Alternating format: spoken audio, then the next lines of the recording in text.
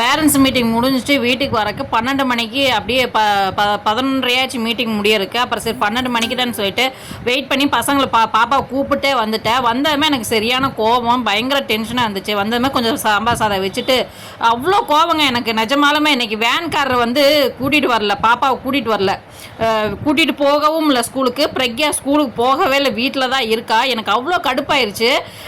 4 குழந்தைங்கள வந்து கூட்டிகிட்டு போகிறாங்க. இது வரைக்குமே வந்து நர்சரியிலேருந்து எல்லாம் 4 குழந்தைங்களும் ஒன்றா கூட்டிகிட்டு போயிட்டு ஒன்றா கூட்டிகிட்டு வந்துட்டுருக்காங்க. ஸோ ஒரு வார்த்தை கூட அந்த பேரண்ட்ஸ் எங்கிட்ட சொல்ல கிடையாது. எங்கள் பசங்களை நாங்கள் வந்து வண்டியில் கூட்டிகிட்டு போகிறோன்னு சொல்லிட்டு எங்கிட்ட சொல்லவே கிடையாது. அவங்க இஷ்டத்துக்கு வந்து கூட்டிகிட்டு போயிட்டாங்க. இன்றைக்கி என் பிள்ளை மட்டும் தனியாக நின்றுட்டா. எனக்கு அவ்வளோ கடுப்பாயிருச்சு.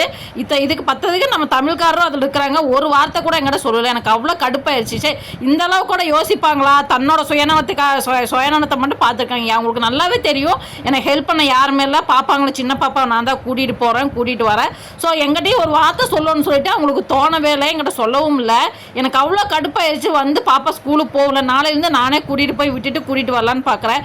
என்ன டைமிங் என்னென்னா ஒரே டைமில் இருக்குது. இன்னைக்கு கொஞ்சம் கூட்டிகிட்டு லாங்காக டிஸ்டன்ஸ் கூட்டிகிட்டு போகணும். அதுதான் எனக்கு பெரிய பிரச்சனை. ஒரே டைமில் நான் எப்படி மேனேஜ் பண்ணுறதுன்னு எனக்கு தெரியலை.